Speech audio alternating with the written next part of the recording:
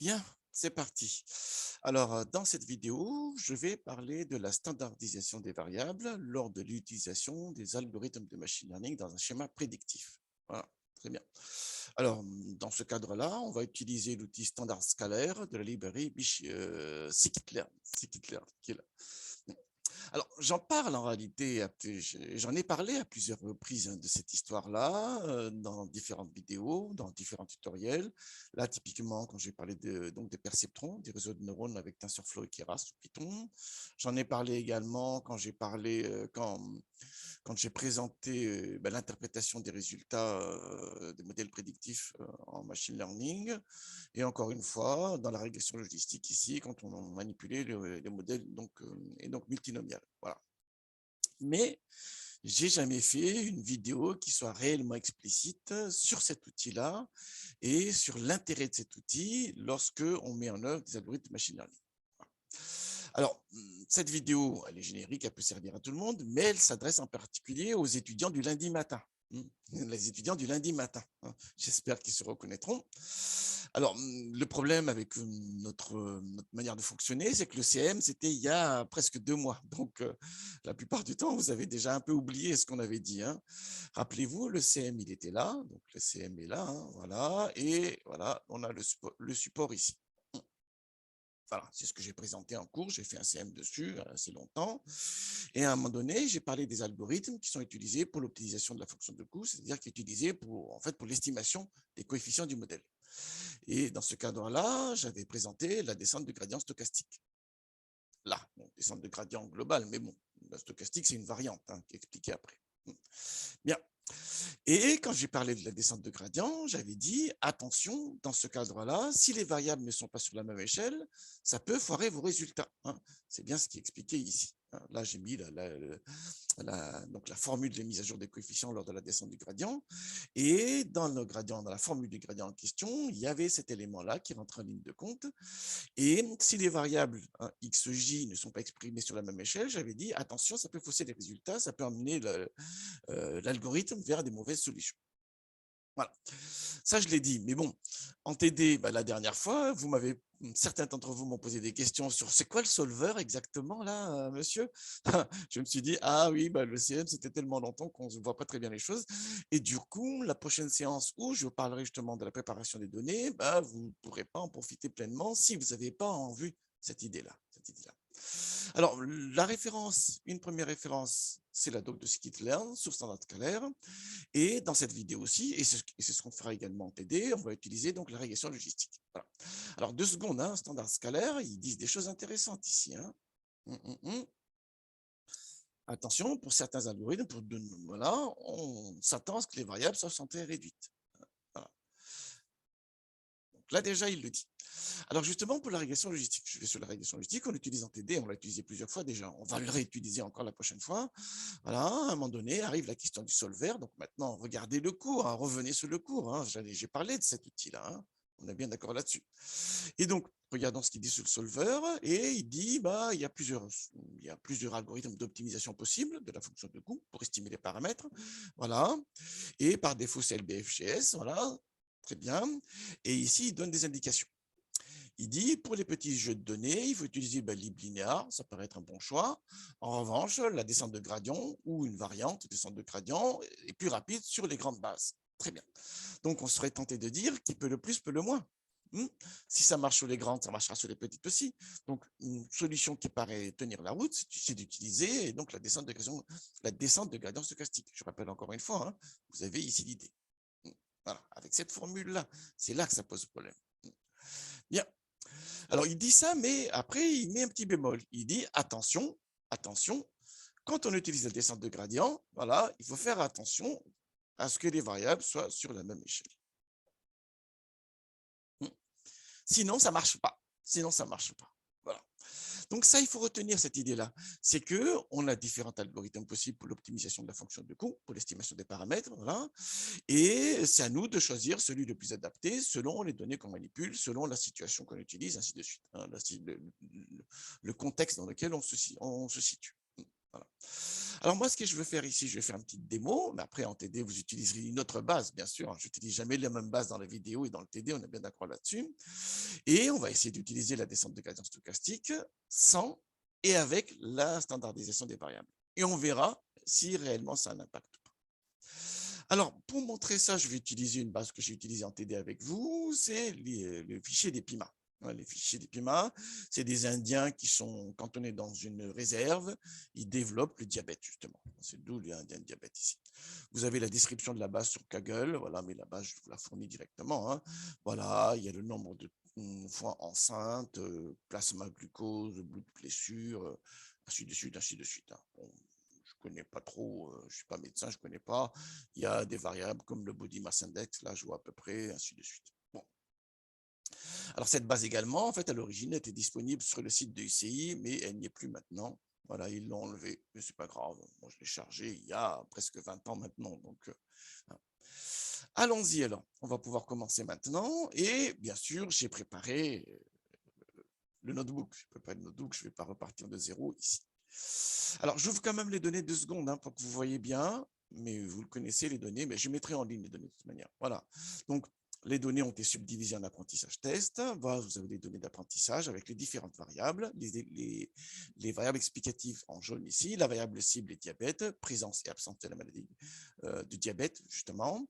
Ça, c'est les données d'apprentissage. Il y en a 568, voilà, individus.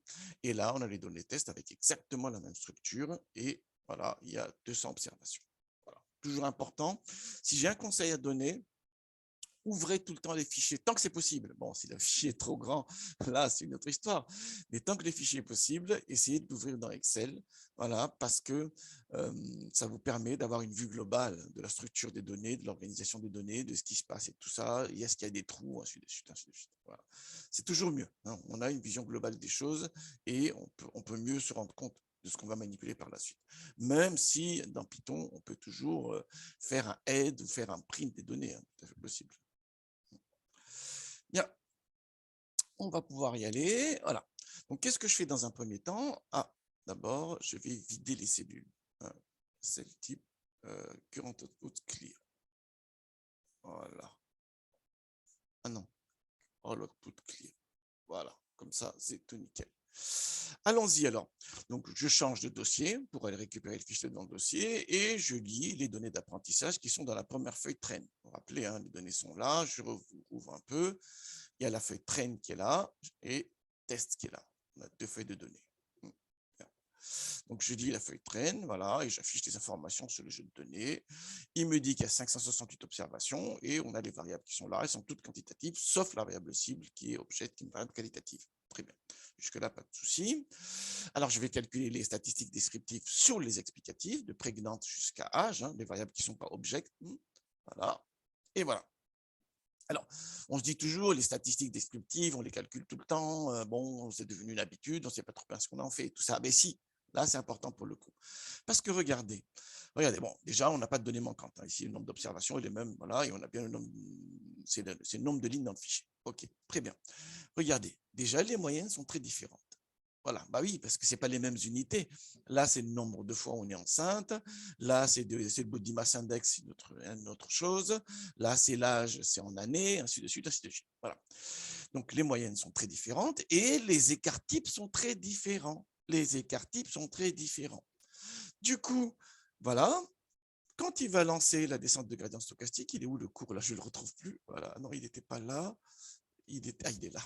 Très bien. Voilà, bah, comme on a ici des échelles extrêmement différentes, ceux qui ont une plus grande variabilité vont tirer les résultats, voilà, avec des valeurs plus élevées, hein, en valeur absolue. Et ceux qui ont une plus petite valeur, globalement, avec des échelles moins grandes, bah, ils vont être écrasés. Voilà. C'est ce que dit la formule, je n'invente pas, c'est ce que dit la formule. Voilà.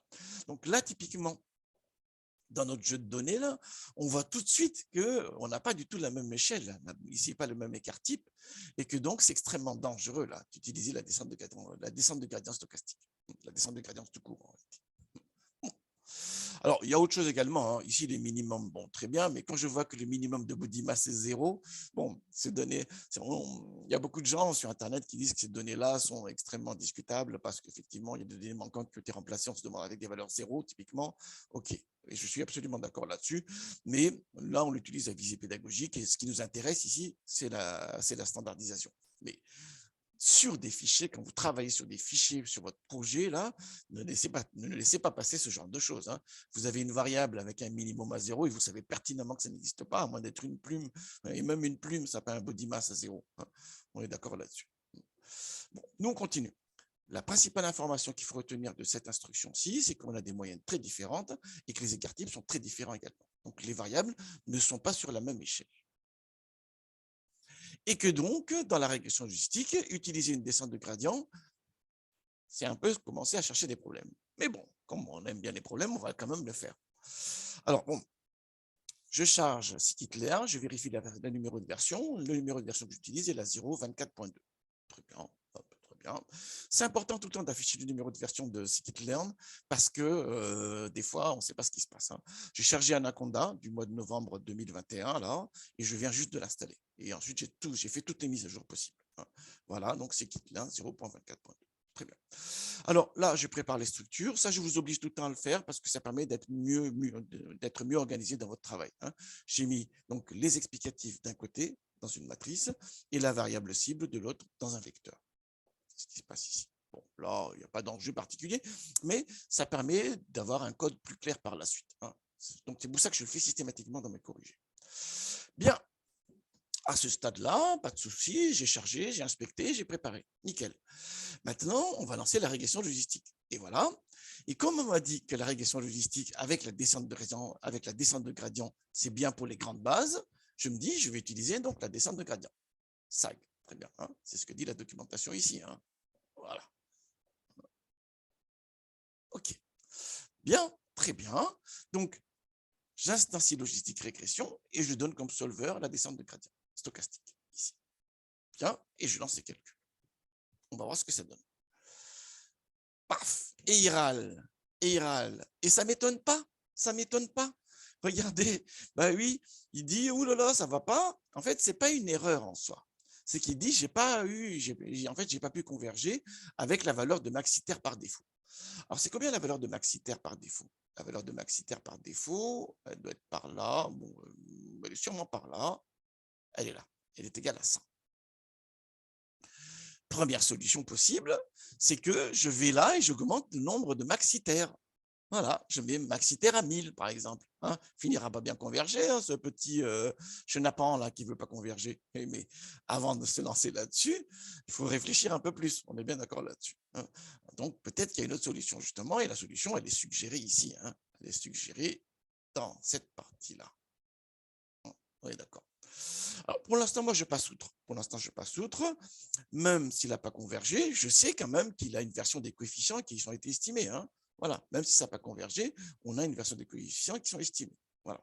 Je vais essayer de voir qu'est-ce que ça donne. Donc, j'affiche les coefficients là. Très bien. Bon, les coefficients, ils sont jolis. Mais mis à part les signes, là, on ne peut rien interpréter parce que les variables ne sont pas sur les mêmes unités. Donc, comme les variables ne sont pas sur les mêmes unités, on ne peut pas comparer les coefficients là, hein. On ne peut pas les comparer les coefficients. On ne sait pas quelles sont les variables qui sont les plus influentes dans le logit. On ne voit pas. La seule chose qu'on voit, c'est le sens de la relation avec le sens des coefficients ici. Alors, il y a... regardons les données 2 secondes pour qu'on voit bien. Absence-présence. Pour lui, la modalité cible, c'est la deuxième par ordre alphabétique. Voilà. Pour lui, c'est présence. Voilà. Donc, on voit que quand le body mass augmente, on a moins de chances d'avoir le... C'est quand même très bizarre, ça, hein. Voilà. On a moins de chances d'avoir le diabète. Je ne sais pas, je ne suis pas médecin, hein, mais bon, c'est le genre de choses qui doit interpeller, hein. Donc, quand vous lancez la régression, là, déjà, comme les variables ne sont pas standardisées, les coefficients, vous ne pouvez pas les comparer entre eux. Ça, c'est sûr. Voilà. La seule chose qu'on peut expertiser, c'est les signes de coefficients. Après, ça donne des choses, il faut quand même réfléchir un peu là-dessus, hein. Il faut quand même vraiment beaucoup réfléchir là-dessus, hein. Voilà. Très bien. Alors, qu'est-ce qui se passe? Je vais appliquer sur l'échantillon test. Je vais appliquer sur l'échantillon test pour voir ce que ça donne. J'exécute, voilà. Sur l'échantillon test, donc j'ai chargé ici la deuxième feuille. Il y a 200 observations avec les mêmes variables. De nouveau, je prépare les structures. Voilà. Je fais la prédiction sur l'échantillon test, voilà, avec la matrice des X, voilà, que j'ai préparée ici. Et pour calculer l'accuracy, je compare le Y-test, qui est le Y, la variable cible observée sur l'échantillon test, et la prédiction de mon modèle sur l'échantillon test. J'ai un accuracy de 0,645. Bien. Très bien. Alors, encore une fois, hein, là, ce n'est pas une vraie erreur en soi. C'est qu'il n'a pas eu le temps de converger tout simplement. Donc, une succession possible, c'est d'augmenter donc le nombre d'itérations. Ça, je vous conseille de tester chez vous. Essayez de voir, passer le maxitaire à 10 000 par exemple. Pourquoi pas, hein. Et si ça ne converge pas 10 000, augmentez encore. Voilà, il finira bien converger un jour ou l'autre. Hein. Voilà, si on y met les moyens. Voilà. Et une fois que vous avez encore un autre jeu de coefficients ici, regardez ce que ça donne en termes de performance. Moi, je ne vais pas utiliser la solution bourrin. La solution bourrin qui consiste à augmenter le nombre d'itérations. Moi, je vais plutôt partir sur une autre idée, c'est que je vais prendre en compte ce message-là et je vais passer par la standardisation des variables. C'est-à-dire que les X, je vais les centrer réduire pour les ramener sur la même échelle. C'est ça l'idée. Hein. Allons-y alors. Donc là, je prends standard scalaire, voilà, très bien, qui est d'un pré-processing de scikit-learn, et je prends le X-train, donc la matrice des X de l'échantillon d'apprentissage, et je l'utilise pour calculer les paramètres de centrage-réduction, la moyenne et l'écart type, et aussi pour transformer les données et avoir Z-train. Paf, voilà. Alors, si on veut avoir les moyennes, hein, voilà les moyennes qu'il a calculées, c'est les mêmes valeurs que ce qu'on a ici, hein, sinon il y a un problème. Et de la même manière, on a calculé les écarts types qui sont là. Très bien. Donc, OK, donc voilà, Z-train maintenant, c'est les données centrées réduites sur les variables explicatives. Je réinstancie la régression logistique avec toujours la descente de gradient stochastique et je lance l'apprentissage sur les variables centrées réduites. Paf. Pas de warning. Et voilà, la convergence est mieux assurée. Ce qui est dit ici est totalement vérifié. J'imagine qu'ils ne l'ont pas mis par hasard. J'imagine qu'ils ne l'ont pas mis par hasard, ce type de message-là. Donc, c'est à nous d'en prendre compte. C'est à nous de prendre en compte ce type d'informations et de paramétrer au mieux les algorithmes que nous lançons par la suite pour la construction des modèles prédictifs. Bien, très bien. J'affiche de nouveau les coefficients. Paf, voilà. Et on voit déjà les coefficients, toujours, cette fois-ci, les variables sont centrées réduites. Donc, ils sont sur la même échelle, sans échelle, en fait. Voilà. Du coup, les coefficients sont comparables ici. On peut voir les variables qui ont le plus d'impact dans la prédiction. C'est celles qui ont les valeurs les plus élevées en valeur absolue. Donc, celle qui a la plus d'impact ici en prédiction, c'est plasma. Voilà. Et ensuite, la deuxième variable, c'est body mass. C'est-à-dire que quand le plasma va augmenter d'un écart type, ça augmente plus le logit que body mass. Le body mass, c'est la deuxième variable qui a le plus d'impact. La troisième variable, c'est la troisième en valeur absolue, ainsi de suite, ainsi de suite. Ça, c'est une première information. Donc, les deux premières variables qui ont le plus d'impact dans la régression ici, c'est plasma et body mass, parce que c'est les valeurs les plus élevées en valeur absolue. Et comme les variables ont été standardisées, les coefficients sont directement comparables. Donc, on a une information sur l'influence des variables, sur l'impact des variables. Et le signe devient toujours interprétable. Et là, on tombe sur des résultats qui paraissent plus logiques cette fois-ci. Hein. Regardez, on a les signes ici. Bon, diastolique, je ne sais pas ce que c'est. Hein, voilà. Mais si je reviens sur body mass, là, maintenant, le signe est positif. Ça veut dire que quand le body mass augmente, on a plus de chances d'avoir le diabète. Ce qui paraît tomber sur le sens commun. Un peu ce que je sais de la médecine et du diabète. Bien. Alors, je vais appliquer sur l'échantillon test. Je vais appliquer le modèle sur l'échantillon test. Or, le modèle a été construit sur l'échantillon d'apprentissage qui a été standardisé. Donc, je dois aussi standardiser l'échantillon test. Je dois standardiser l'échantillon test avec les paramètres calculés de l'échantillon d'apprentissage. N'allez pas calculer la moyenne et l'écart type sur l'échantillon test. Potentiellement, sur l'échantillon test, on peut avoir qu'un seul individu. Et sans très réduire une ligne, vous avez 0. On est bien d'accord là-dessus. Ça ne marche pas de toute manière. Ça fait une division par 0 parce que l'écart type égale à 0 sur un seul individu. Dans l'échantillon test, chaque individu est pris de manière indépendante par rapport aux autres. Quand je fais un calcul sur un individu de l'échantillon test, je ne tiens pas compte des valeurs des autres individus de l'échantillon test. Potentiellement, encore une fois, il peut y avoir qu'un seul individu dans l'échantillon test. Donc, on ne doit jamais calculer des paramètres sur l'échantillon test. On est d'accord là-dessus. On est venu, il n'y a pas qu'un seul étudiant qui est venu me dire ça, plusieurs étudiants, mais pourquoi on calcule? Non, non, non, non, non, non. Potentiellement, les individus de la population dans lesquels on déploie le modèle, on les prend de manière individuelle. Et potentiellement, il peut n'y en avoir qu'un seul de toute manière. On est d'accord là-dessus. Bien. Donc voilà, donc c'est transform simple que je fais et je ne fais plus de fit. On est bien d'accord là-dessus. On ne fait plus de fit. On ne fait que transform. Très bien. Et du coup, je fais la prédiction sur les données tests standardisées, voilà, avec les paramètres de l'échantillon d'apprentissage et je calcule l'accuracy. Et voilà. On avait au départ 64,5% d'accuracy et là 79,5%. Voilà. Très bien. Et donc, c'est nettement meilleur, il y a 15 points d'écart, là, on est d'accord là-dessus. Alors, on pourrait se dire, oui, mais quand même, là, il ne l'a pas laissé converger. Il ne l'a pas laissé converger. Ça, c'est un exercice intéressant. Donc, à vous, je mettrai en ligne tout le document, là, le document, le notebook et les résultats et les données. Et peut-être, essayez de voir. Essayez ici, vous augmentez le nombre d'itères, qu'est-ce que ça va donner, ainsi de suite, et ça vous permettra de mieux comprendre ce qui se passe. Mais le principal message de cette vidéo est la suivante, c'est que, attention, dans certaines situations, pour certains algorithmes, il peut être judicieux de standardiser les variables parce qu'ils vont mieux fonctionner. Dans d'autres situations, ça n'a aucun intérêt. Par exemple, si vous faites un arbre de décision, standardiser les variables n'a absolument aucun intérêt. Donc, c'est à vous de voir ça.